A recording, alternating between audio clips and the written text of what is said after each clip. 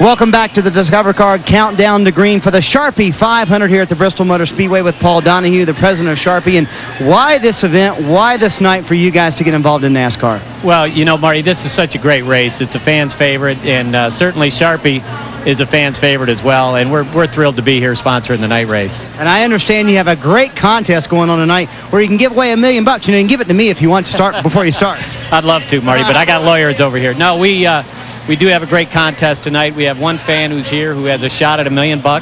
He's got Steve Park as his driver. Steve wins the race. Our guy wins $1 million. So there's going to be one happy fan possibly at the end of tonight's race. That's a terrific contest, and it should be another great night here at Bristol.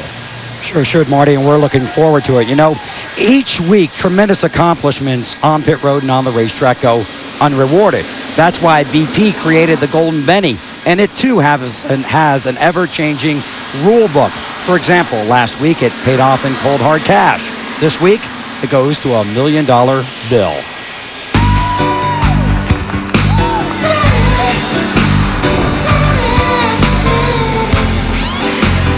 This week's Golden Benny goes to the driver that finished 22nd at Michigan last week.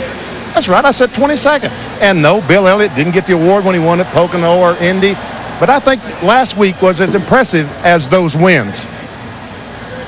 Bill Elliott has a problem. That gear shifter right where his hand is popping out of gear. He's taking out of gear. He is. He's knocking it out of gear himself. Yeah. Because it's jumping out of gear, and he would rather get out of gear where he wants it to instead of when you're going down in there. I'm amazed how Bill Elliott is able to do this. He's passing cars. Driving one-handed at 160-plus miles an hour. And finishes 22nd. Unbelievable. And that 22nd place finish was about 10 more spots than anyone could have expected out of you. And that's 30 points, Bill. I mean, that's the difference in 32nd and 22nd. Could make a big difference at the end of the championship hunt. Well, if that's impressive, wait till tonight. Yeah. What you going to do tonight? I have no idea, but I'm sure it'll be spectacular. Well, congratulations. Here's the Golden Benny to you and the crew. Way to work, guys. Thank you, BP. I appreciate it. But we were impressive riding around there, holding it in gear one hand, driving 20 miles an hour with another hand. That was pretty impressive. I'll tell you, I was impressed at Indy, though. I thought I had a pretty good pace. But you won up there. Anybody could do that. Well, not anybody. There was 42 other guys that didn't make it. Congratulations on the Indy info. Thank you, BP. I appreciate that. Bill. Thanks, Benny. It's been a great season for Bill Elliott. Now, earlier in the Discover Card Countdown to Green, you might have been asking yourself, why does Dave Burns get to do all the cool, fun stuff? Well, two reasons. He's a good bowler and a good sport. Are announcers athletes? You bet they are. Take a look at what we went through here 1 year ago. Burns bowling at Bristol, and by gosh, the perfect strike. Oh, that worked so well last year. And we had the whole hour pre-race show. We decided, why not try it again? So here is the second frame of Burns bowls at Bristol. Now, Bill, the whole point of that exercise with track bowling was to show folks just how steep the banking is here at Bristol, but what the heck, we'll take the credit. You know, as soon as you think it's about that, then some young pit reporter comes along and says, I can beat you at track bowling, and Marty Snyder has said that. And so, Marty, I challenge you tonight to a track bowling contest right here on the high banks of Bristol. Well, Dave, the reason I didn't do it last year, I'm terrified of heights. Can you tell? That's why I'm clinging to this cable right here. All right, but how about I let you go? Way down. How about I let you go first? All right, now, Dave, am I going to plummet to my death down if I roll over here? No. Not if you work the angles correctly. Just count. Now, how did you do it last year? The little, you know. You got to do a little twinkle toes and then set the ball down and bowl a strike, Marty. Twinkle toes. And I'll try it this year. Oh, coming he's apart. got trouble. Oh, the rookie is in trouble. No. And Marty. I need to borrow your ball, Dave. That didn't work too good, did it? That didn't work very well at all. Tell you what we're going to do. There's an explanation for that. There is an explanation. Actually, Marty tried to practice, and when it got down there and hit the bottom of the wall, his ball broke. Yeah, that's right. So, here you go, Dave. Here you go. We'll give you a little replay of that and see. Here's what happened to Marty when he tried earlier tonight. You see, he hit a few pins too, but the problem was that the ball broke. Marty, that's the other key to track bowling. More than you. Here's how we do it. All right. We line it up. We go for the shot. We do a little razzle-dazzle, and we set the ball down, and we see what we get. Oh, whiff!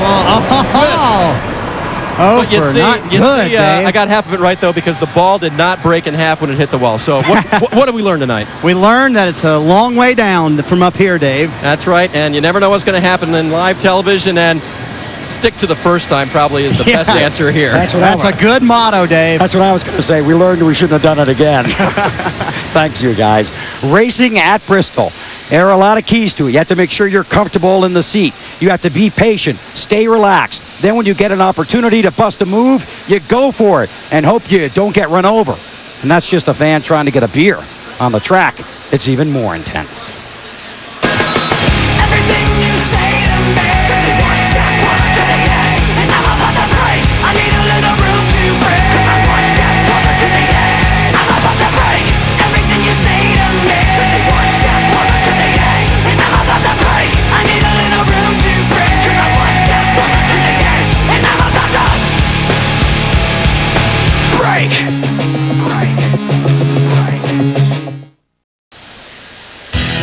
The countdown continues, and the sun is setting in the Tennessee mountains.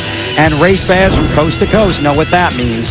147,000 fans are getting ready for the night race at Bristol. Now a story about road rage, never a pleasant subject, and I'm not talking about the guy in that white van that cut me off when I was leaving the track on Thursday. In the Winston Cup Series, every driver takes his equipment and his emotions to the edge. In the car, there's a gauge that tells the driver when the engine is overheating. But it's when the driver gets hot that things really begin to boil. I get mad, I laugh, hell, I've cried. Sometimes it's the least little things can set you off. I get mad, I get hot under the collar. I get mad every race. I'm like a firecracker in the car.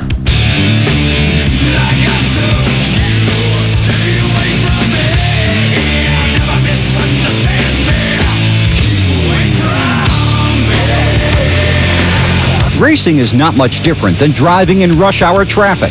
It can really test your temper.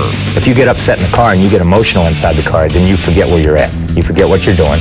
You get out of your rhythm. I've literally hit myself in the helmet before, and said to myself, get your together.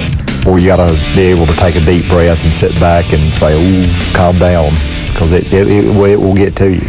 But when emotions are driven to the edge, anger can be like a dose of adrenaline.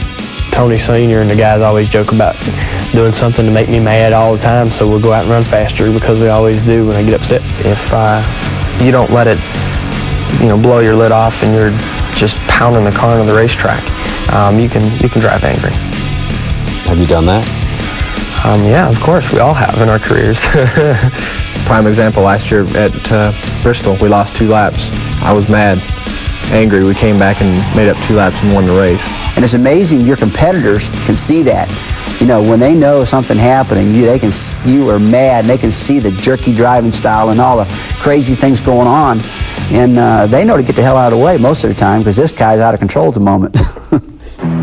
Agitated drivers can respond with their fingers or fume on the radio. But the most dangerous face on this form of competition is when the focus turns from racing to retaliation. Are there paybacks in this sport? Sure there are, yeah. I mean, we got guys getting on TV now and saying they're doing that. You loan somebody money, you know you're not getting paid back, but you hit somebody on the racetrack, you know that it's coming. Everybody's got a list, of drivers that they've had problems with, and you don't always get revenge or seek revenge on them all the time, but they might be pitting behind you one day, and you just happen to stop a little bit short in your pit. Jimmy Spencer has gotten a ton of publicity. Jimmy Spencer never forgets. Show me a race car driver that does forget. We all put it behind us, and when the checkered flag falls on Sunday, we're over it, and you go on to the next week. Do you believe that, or you just want me to believe that? I want you to believe that. That's because I don't believe that, and you don't either. It's part of it. You try to do that, you really do, but it's a tough sport, and just like football or basketball or anything else, those guys, they play hard, and we play hard.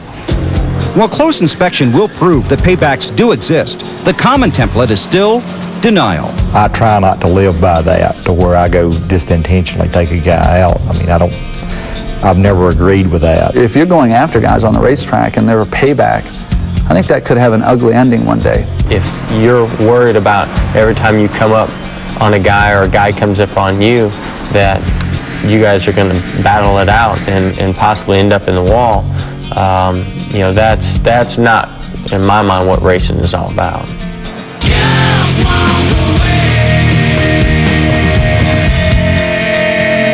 Do you ever settle it in the garage in a conversation fashion instead of on the track? I think some people you can talk, conversationally about it. I think you can reason. It probably ought to be discussed.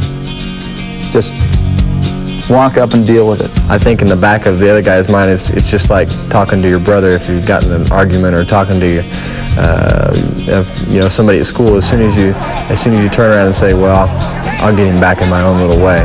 I can pretty much tell when I leave a conversation if I've gotten that point across, or if I'm going to have to make that point in another way. If you want to understand the intensity of Winston Cup racing, stand by for the next 500 laps. Coming up, Captain Cowtail, Wally Dallenbach. How to drive around Bristol with your foot to the floor. Well, maybe not really.